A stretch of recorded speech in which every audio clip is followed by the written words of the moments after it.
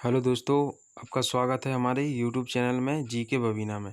दोस्तों, बहुत डिमांड आ रही थी कि भैया आप हिंदी का सॉल्यूशन कराओ, एग्जाम्पल का सेट का हिंदी का सॉल्यूशन कराओ। तो आज हम दोस्तों सेट पेपर 1 को लेके आए हैं।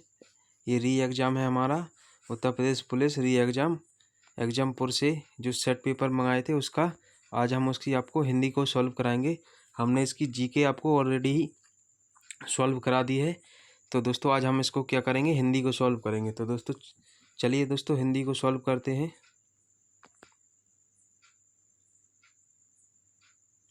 हिंदी को सॉल्व करेंगे। ये आ गई दोस्तों हिंदी हमारी। कहाँ से शुरू हो जाएगा? हिंदी हो जाएगी दोस्तों ये हमारी यहाँ से, क्वेश्चन नंबर 39 से। ठीक है दोस्तों, क्वेश्चन नंबर 39 हमसे क्या कह रहा है? क्वेश्चन नंबर 39, ईश्वर तथा आत्मा के लिए एक शब्द है। ठीक है दोस्तों, जहाँ जहाँ आपको समझाना पड़ेगा वहाँ उसको एग्जाम्पल दे के समझाएंगे, और जहाँ डायरेक्ट आंसर आएंगे तो डायरेक्ट आंसर दे के चलेंगे।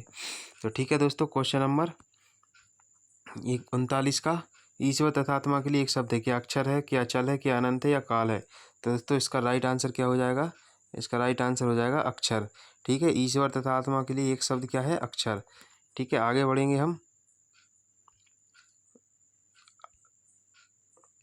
क्वेश्चन नंबर 40, बच्चे घर से निकल गए, वाक में कौन सा कारक है? दोस्तों वाक में कौन सा कारक है?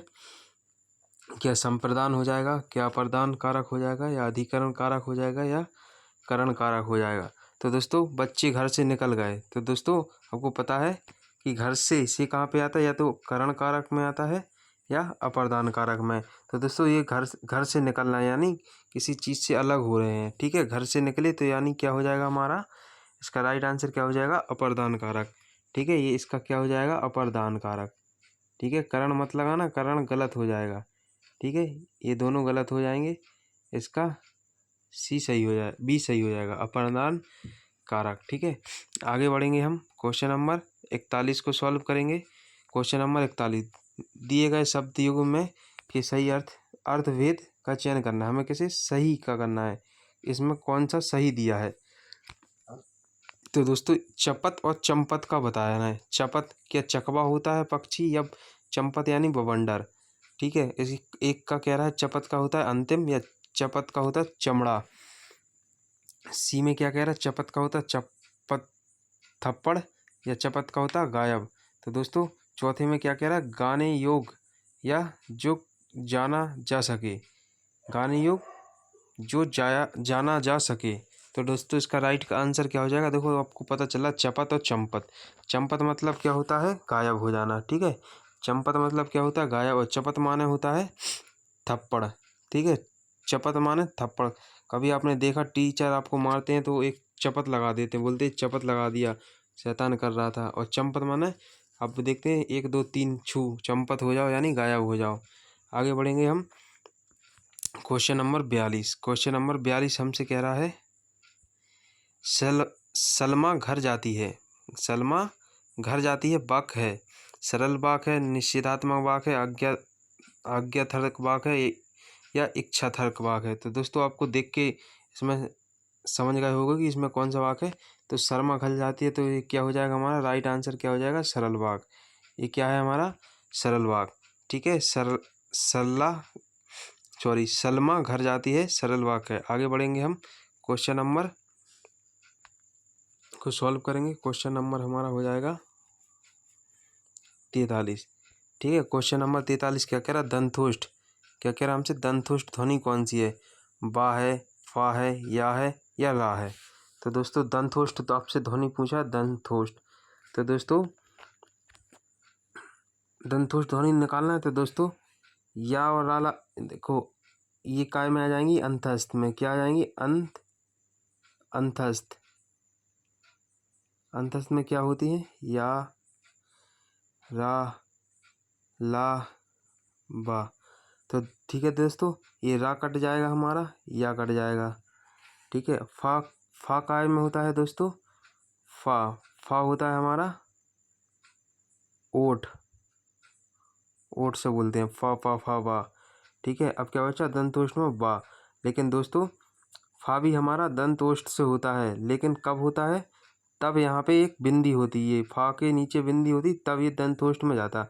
तो दंतोष्ठ का राइट आंसर क्या हो जाएगा हमारा, दंतोष्ठ का राइट आंसर हो जाएगा हमारा क्या, बा। ठीक है दोस्तों, आप कॉपी पे लिखते जाना, जो आपको नोट करके बताया जाए तो आप उस पर कॉपी पे लिखना दंतोष्ठ। ठीक है, इसी में आपसे पूछ लेता कंठ प्लस तालब, कंठोष्ठ। ठीक है, क्या कंठ प्लस तालब, तालब।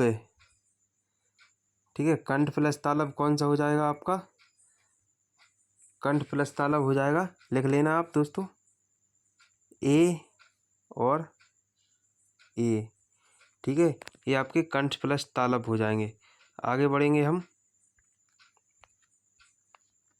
क्वेश्चन नंबर 44 आपसे कह रहा है निम्न में से मुस्लिम शासक के प्रभाव से आया शब्द। ठीक है, तो मुस्लिम शासक के आया से प्रभाव शब्द क्या है, जो दोस्तों अपन को मुसलमान टाइप का लगे, क्या गिलास है, क्या बाड़ा है, क्या रेल है, क्या हवालात है। तो दोस्तों आपने सुना होगा हवालात, हवालात ये मुस्लिम शासक से प्रभाव से आया है। ठीक है, इसका राइट आंसर क्या हो जाएगा, हवालात।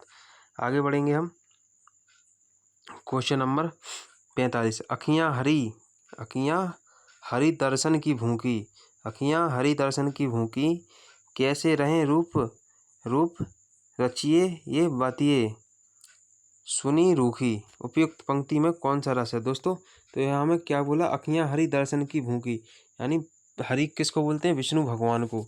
तो दर्शन की भूखी, ठीक है दोस्तों, तो उनको निहारने की इच्छा है, मतलब कि वो उनके दर्शन हो जाएं।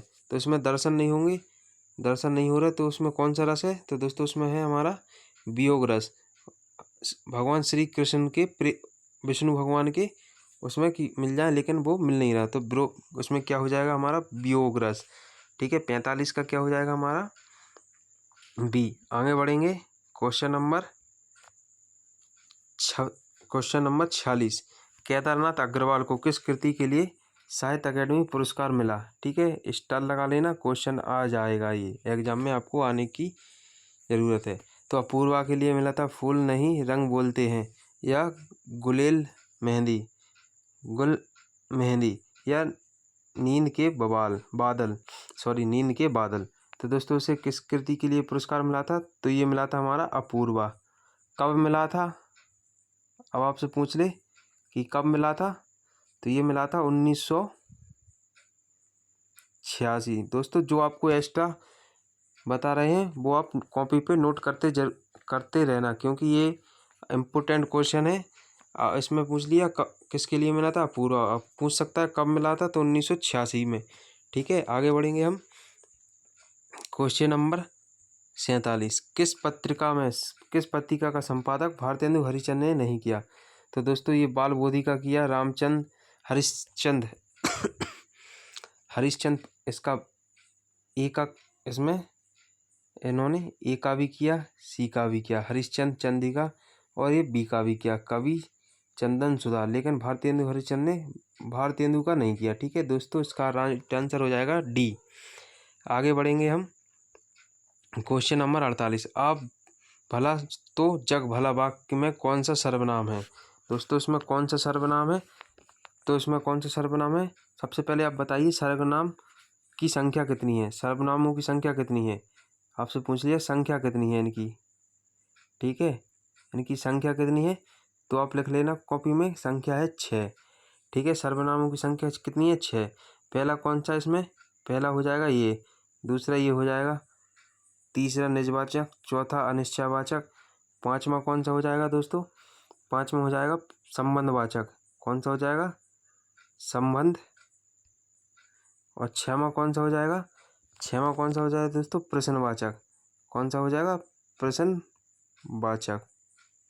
तो दोस्तों सबसे पहले यहीं पे हमारा क्वेश्चन बन सकता था कि सर्वनाम कितने हैं, तो सर्वनामों की संख्या होती है दोस्तों 6।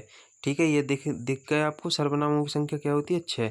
आगे इसको अब आगे बताएंगे, सर्वनामों की संख्या होती है 6। तो इसमें क्या है, आप भला तो जग भला, हमसे पूछा आप भला तो जग भला। दोस्तों आप भला तो जग भला किस में हो जाएगा, ये हमारा निज वाक्य में पहुंच जाएगा। किस में पहुंच जाएगा, निज वाक्य में। ठीक है, इसकी पहचान क्या है दोस्तों, इसमें क्या होता है निज वाक्य में, आप। ठीक है, क्या होता है, आप और स्वयं। ठीक है, निज वाक्य में आप और स्वयं होता है। अनिश्चयवाचक में क्या होता है हमारा, अनिश्चयवाचक में होता है हमारा कोई और कुछ। ठीक है, इसमें कोई और कुछ अनिश्चयवाचक। और निश्चयवाचक में क्या होता है, इसमें निश्चयवाचक में होता है दोस्तों निश्चय, यह और वह, यह और वह। निश्चयवाचक में होता है यह वह। और पुरुषवाचक में क्या होता है, पुरुषवाचक में होता है मैं, तुम, वह और वे। ठीक है, ये सब पुरुषवाचक के हैं। तो चलिए दोस्तों, अब हमें इसका राइट आंसर बताना था। इसका राइट आंसर क्या हो जाएगा हमारा, निज वाक्य। आगे बढ़ेंगे, क्वेश्चन नंबर ये देखिए दोस्तों, अब क्या आ गया, हमसे गद्यांश पूछ लिया है। तो इसमें कह रहा है निम्नलिखित गद्यांश को पढ़िए और दिए गए प्रश्नों के उत्तर दीजिए। तो दोस्तों आप ये पढ़ लेना इसे अच्छे से, पहले आपके लिए बड़ा कर दे रहे हैं थोड़ा, इसको दिखे आपको। तो अब से देखिए दोस्तों, हम आपको एक और पढ़ के सुना दे रहे हैं। चेन्नई में आई बाढ़ अब उतार पर है। इस त्रासदी से निपटने में शहर ने जिस साहस का परिचय दिया है और जिस तरह से सोशल मीडिया में ने एक बार फिर बचाव में काम में अहम किरदार निभाया है, बल्कि कुछ मामलों में तो जान बचाने में भी उसकी भूमिका रही है। इसे देखते हुए उसकी जितनी तारीफ की जाए उतनी वह कम है। ठीक है, इस तमाम अच्छी बातों के बावजूद इस वास्तविक को भी नहीं झुठलाया जा सकता है कि इस त्रासदी से बचा जा सकता है। चेन्नई में आई बाढ़ की असली वजह थी अड़यर नागरिक बेसिन नदी या नए हवाई अड्डे का अतिक्रमण, ठीक उसी तरह जैसे दूसरी नदियां विस्तार का आवासीय निर्माण के लिए इस्तेमाल कर लिया गया है। नदी की कुदरती रास्तों को अवरुद्ध किए जाने से इसका जल आसपास के इलाकों में उमड़ गया। जब तक प्रगति अपना क्रोध नहीं दिखाती है, तब हमें योजनाकार हर जोखिम को नजरअंदाज करते रहते हैं और उस चीज़ की तलाश में रहते हैं जिसे वे ले जा सकते हैं। हमने इसी तरह का विध्वंस सैलाब मुंबई में भी देखा है। कुछ ही समय पहले श्रीनगर में भी ऐसी बर्बादी देखी है। हर जगह मुख्य वजह मिली अनियोजित शहरीकरण और बुनियादी नियमों की अनदेखी। फिर भी हर बार त्रासदी की गंभीरता लोगों की यादों में धुंधली पड़ जाती है। चेन्नई की तरह यमुना दिल्ली में भी ऐसे सैलाब देखने की संभावना है, इसलिए हमें यमुना नदी के बेसिन से छेड़छाड़ करने की बुद्धिमानी से बचना होगा। ठीक है दोस्तों, ये आपने पूरा पैराग्राफ पढ़ लिया है। अब इसमें क्वेश्चन नंबर पूछा है आपसे इसी पैराग्राफ से। ठीक है, अनुच्छेद के अनुसार बाढ़ अब उतार पर है। दोस्तों बाढ़ का अवतार का मतलब है, इसका राइट आंसर क्या हो जाएगा हमारा, राइट आंसर बाढ़ अब उतार पे बाढ़ घट रही है। देखो बाढ़ उतार का मतलब होता है कम हो रहा, तो बाढ़ उतार पर घट रही है। फैल जा रही है तो गलत हो जाएगा। ठीक है, बाढ़ नियंत्रित है, ये भी गलत हो जाएगा। बाढ़ उतर गई है, उतर गई नहीं है दोस्तों, उतार पर है, मतलब धीरे धीरे उतर रही है, तो बाढ़ घट रही है, तो ये भी गलत हो जाएगा। तो राइट आंसर क्या हो जाएगा, इसका आंसर हो जाएगा बी। ठीक है, 49 का क्या हो जाएगा, बी। अब हम 50 को सॉल्व करेंगे। 50, ठीक है, 50 क्या कह रहा है हमसे, मुंबई श्रीनगर जैसे स्थानों पर बाढ़ की हुई बर्बादी के पीछे का कारण है। तो दोस्तों बाढ़ की पीछे का कारण है, ये देखो 50 में अभी बताया था, यहाँ पे क्या बताया था इसमें कि ये देखिए दोस्तों, यहाँ पे दिख रहा है, यहाँ पे दिख रहा है शहरी बुनियादीकरण नियमों की अनदेखी कई बार गंभीरता और धुंधली पड़ जाती है। चेन्नई में ऐसी हम ये देखो दोस्तों, यहाँ पे क्या बर्बादी हुई, हर जगह मिली नियोजित शहरीकरण और बुनियादी नियम। ठीक है, शहरीकरण और बुनियादी नियम। तो दोस्तों इसका राइट आंसर क्या हो जाएगा, 50 का हमारा, 50 का राइट आंसर हो जाएगा डी, अनियोजित शहरीकरण। ठीक है, 50 का क्या राइट आंसर हो जाएगा दोस्तों हमारा, अनियोजित शहरीकरण। ठीक है दोस्तों, अब क्वेश्चन नंबर 51 को सॉल्व करेंगे। इस अनुच्छेद में उपयुक्त शीर्षक क्या है। तो दोस्तों उपयुक्त शीर्षक क्या है, प्राचीन समाज या आज के समय की मांग या प्रकृति का कहर या शहरीकरण। तो दोस्तों इसका राइट आंसर हो जाएगा प्रकृति का कहर। इसका क्या हो जाएगा? प्रकृति का कहर। ठीक है, आगे बढ़ेंगे हम। क्वेश्चन नंबर 52 को सॉल्व करेंगे। अनुच्छेद के अनुसार योजनाकार कब तक लापरवाह रहते हैं? सरकार दबाव ना बनाए, प्रकृति अपना क्रोध ना दिखाए, जनता जागरूक ना हो या समस्या हल ना हो। तो दोस्तों आपने गद्यांश को पढ़ा होगा, उसमें क्या दिखाया था? प्रकृति जब अपना क्रोध ना दिखाए। ठीक है, इसका राइट आंसर हो जाएगा बी। ठीक है, इसका क्या हो जाएगा? प्रकृति अपना क्रोध ना दिखाए। अब इनमें से कौन सा बाढ़ का पर्यायवाची शब्द नहीं है? दोस्तों बाढ़ का हमसे पर्यायवाची शब्द पूछ लिया है। तो देखो बाढ़ आएगी तो वृद्धि होगी, बाढ़ आएगी तो वृद्धि भी होगी, सैलाब भी आएगा और विकास भी आएगा, लेकिन दुर्बल नहीं होगा। ठीक है, तो इसका पर्यायवाची शब्द नहीं है दुर्बल। ये तीनों हैं लेकिन दुर्बल नहीं है। तो दोस्तों इसका राइट आंसर क्या हो जाएगा? इसका राइट आंसर हो जाएगा दुर्बल। आगे बढ़ेंगे हम। क्वेश्चन नंबर 34 को सॉल्व करेंगे, 54 को सॉल्व करेंगे। निम्नलिखित वाक्य के संरचना के आधार पर क्रिया का भेद बताइए। दोस्तों क्रिया का भेद बताना है। वह टीवी देखकर सोता है, इसमें नाम धातु है, क्या संयुक्त क्रिया है या पूर्वकालिक क्रिया है या प्रेरणात्मक क्रिया है? तो दोस्तों 54 का क्या आंसर हो जाएगा? वह टीवी देखकर सोता है। देखो वह भी है और टीवी भी है और देखकर सोता है, तो क्या हो जाएगा? संयुक्त क्रिया हो जाएगी। क्या हो जाएगी? संयुक्त क्रिया। 54 का क्या हो जाएगा? बी। आगे बढ़ेंगे हम।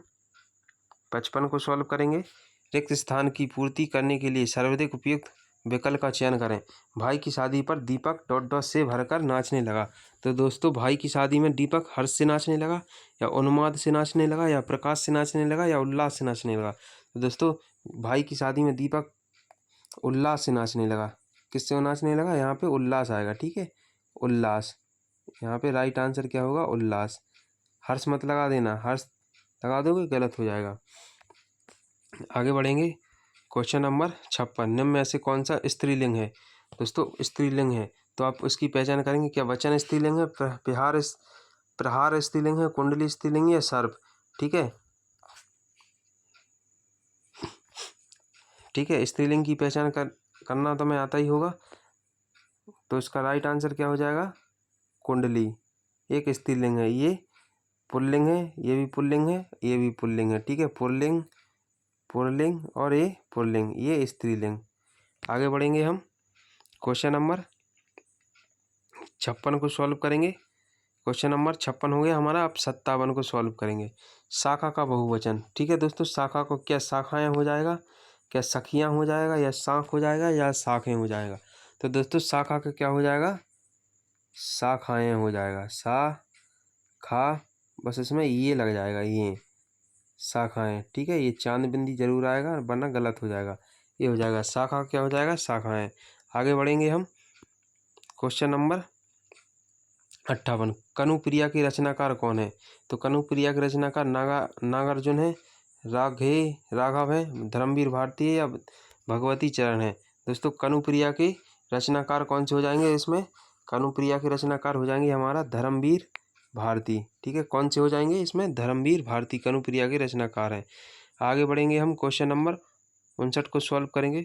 59 कह रहा है अनुस्वार किसका कार्य करता है? विसर्ग का, चंद्र बिंदु का, पंचम अक्षर का या स्वर का? तो दोस्तों अनुस्वार किसका कार्य करता है? आपको सबको पता है अनुस्वार किसका कार्य करता है? पंचम वर्ग का।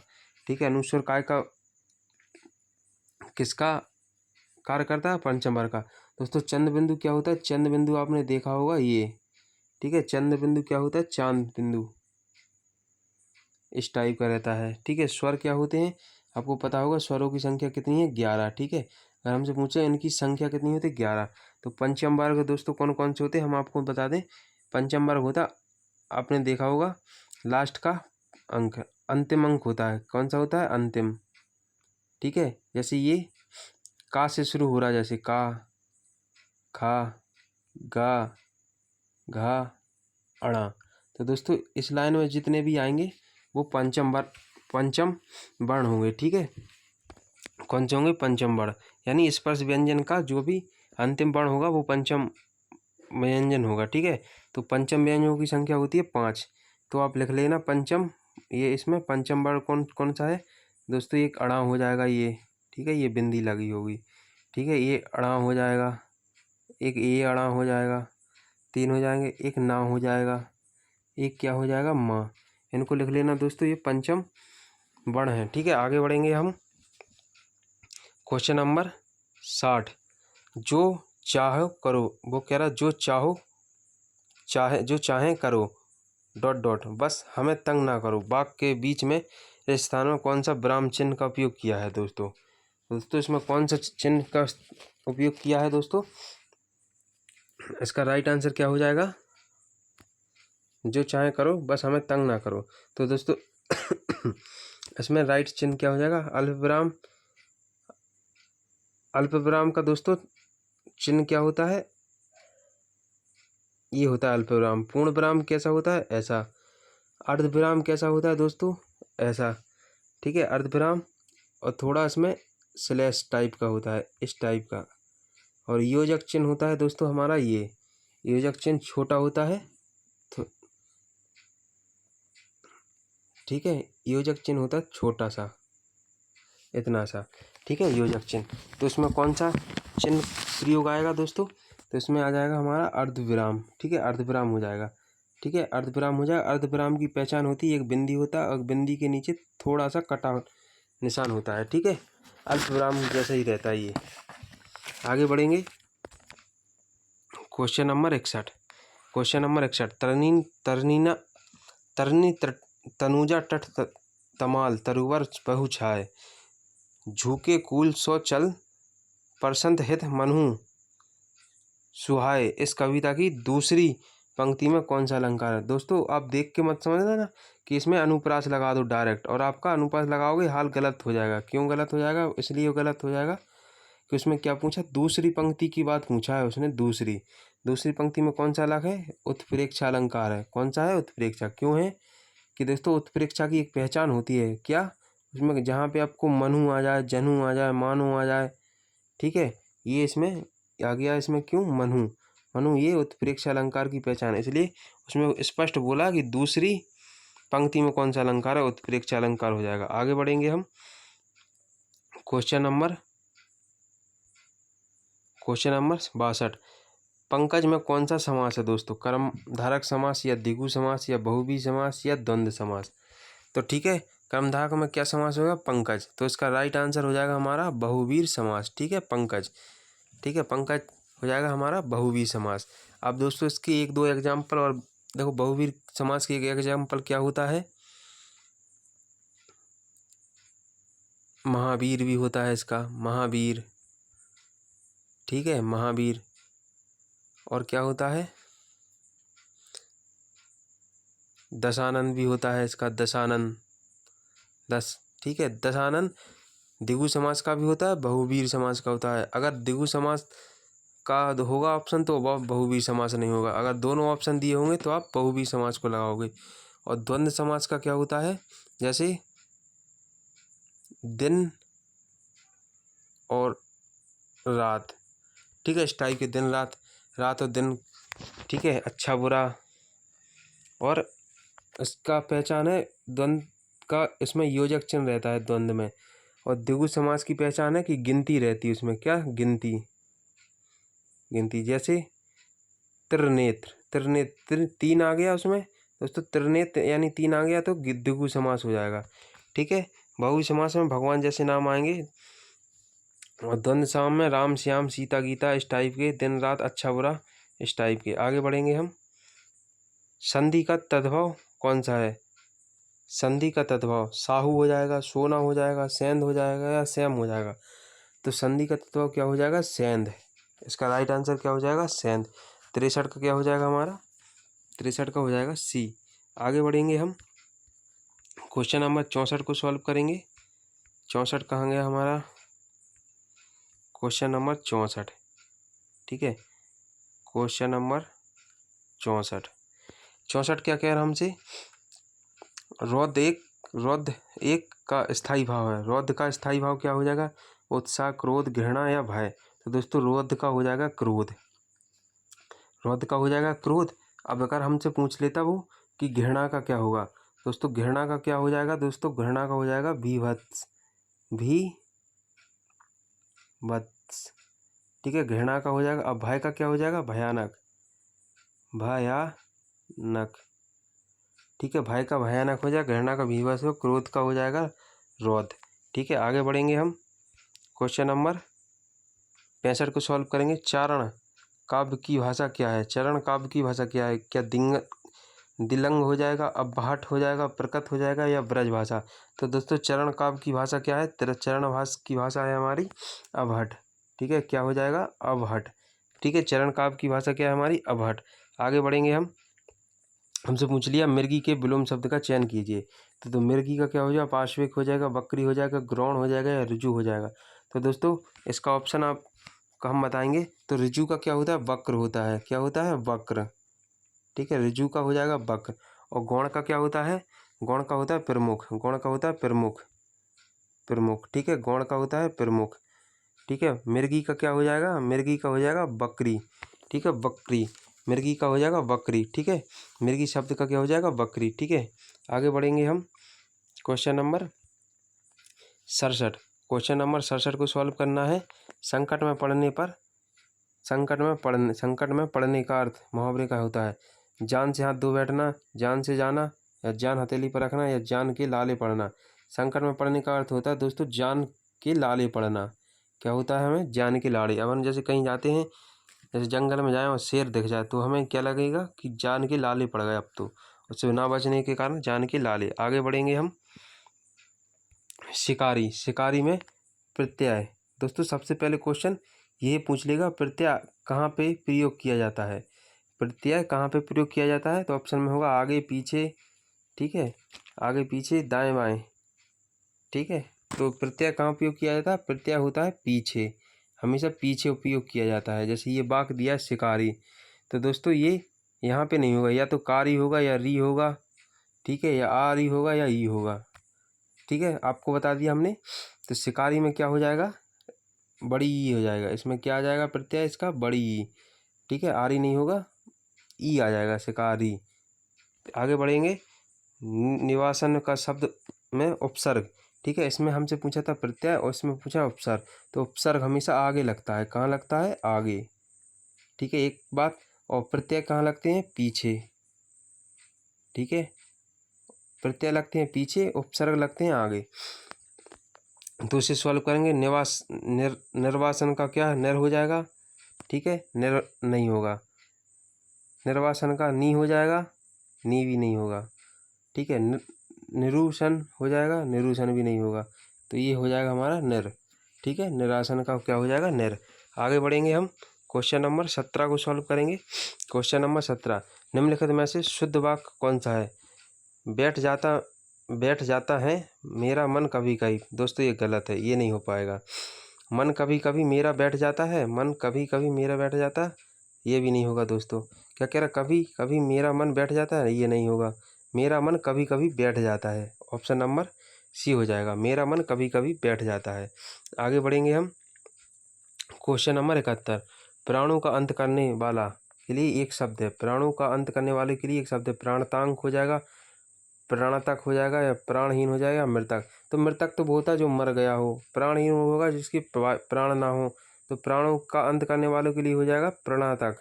ठीक है, 71 का क्या हो जाएगा हमारा? बी। 71 का हो जाएगा बी। आगे बढ़ेंगे हम। क्वेश्चन नंबर, निम्नलिखित में से जातिवाचक संज्ञा का शब्द नहीं है। बस आप क्वेश्चन पूरा पढ़ना है, नहीं तो आप फंस जाओगे। क्या इसमें क्या लिखा है? नहीं है। तो गंगा, नदी, या मनुष्य। तो दोस्तों गंगा नदी होता है हमारा, मनुष्य भी होता है, गाय भी होता है।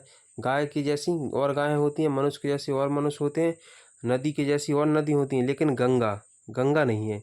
गंगा क्या है? हमारी व्यक्तिवाचक है। क्या है ये? हमारी व्यक्तिवाचक। ठीक है, गंगा हमारी है व्यक्तिवाचक। ये हमारी सब जातिवाचक हैं गंगा, क्योंकि गंगा नदी है। गंगा नदी कहाँ पे है? भारत में। भारत के अलावा गंगा नदी कहीं नहीं होगी। आगे बढ़ेंगे हम। क्वेश्चन नंबर 73, निम्न में से सही वर्तनी का वाला शब्द है। तो दोस्तों कार्यक्रम। तो दोस्तों कार्यक्रम क्या ऐसा कार्यक्रम लिखता है, या ग्रस्त ऐसा रहता है, या नीरसता यति, या प्राप्ति? तो दोस्तों हमें क्या बताना? सही वर्तनी। सही वर्तनी बताना। तो कार्यक्रम गलत हो जाएगा, क्योंकि कार्यक्रम ऐसा नहीं लिखा जाता। गृहस्थ भी गलत हो जाएगा। ठीक है, गृहस्थ ऐसा नहीं होता, प्राप्ति भी ऐसे नहीं होती। तो क्या हो जाएगा हमारा? नीरसत्ता। ठीक है, तो 73 का क्या हो जाएगा हमारा? नीरसत्ता। 73 का राइट आंसर हो जाएगा हमारा नीर सत्ता। आगे बढ़ेंगे हम क्वेश्चन नंबर 74 को करेंगे। निम्नलिखित वाक्य में से रेखांकित विशेषण का भेद है। इसमें क्या बताना, विशेषण बताना। थोड़ा दूध हमारे लिए भी लेते आना, इसमें थोड़ा का बताना हमें, थोड़ा का दूध हमारे लिए। क्या थोड़ा संख्यावाचक है? नहीं होगा। क्या परिणामवाचक है या निश्चय परिणामवाचक है? नहीं होगा। अनिश्चय परिणामवाचक है या परिणामवाचक? तो दोस्तों इनमें से एक होगा। थोड़ा क्या बोला उसने, दूध हमारे लिए लेते आना। थोड़ा का मतलब थोड़ा ही होता है, तो ये इसका राइट आंसर होगा परिणामवाचक। तो ये इसका गलत आंसर। तो इसका राइट आंसर क्या हो जाएगा, बी। 74 का क्या हो जाएगा हमारा, 74 का हो जाएगा बी। ठीक है, आगे बढ़ेंगे क्वेश्चन नंबर 75। पुनीत कपड़े धो रहा है, इस वाक्य में कौन सा वाच्य है? ठीक है, पुनीत कपड़े धो रहा है, इस वाक्य में कौन सा वाच्य है? कर्मवाच्य है, कृतवाच्य है, भाववाच्य है, या इनमें से कोई नहीं। तो दोस्तों पुनीत क्या कर रहा है, कपड़े धो रहा है, यानी कृतवाच्य है। इसमें कौन सा है, कृतवाच्य। ठीक है दोस्तों, ये हमने आपको 37-38 क्वेश्चन सॉल्व करा दिए इसके। तो आप कमेंट बॉक्स में ज़रूर बताना। ये हमारी पहली वीडियो है, इसमें अगर कोई गलतियाँ हों तो उसके लिए आप हमें कमेंट बॉक्स में बताना हिंदी के लिए, तो हम उनको अगली सेकंड वीडियो में सुधार लेंगे। ठीक है, तो वीडियो कैसी लगी आप कमेंट बॉक्स में बताना। और अब आपको कुछ टॉपिक पे वीडियो चाहिए उसका भी बताना। अब हम जीके की भी बनाएंगे। ठीक है दोस्तों, तो मिलते हैं नेक्स्ट वीडियो में। जब तक के लिए जय हिंद, जय भारत।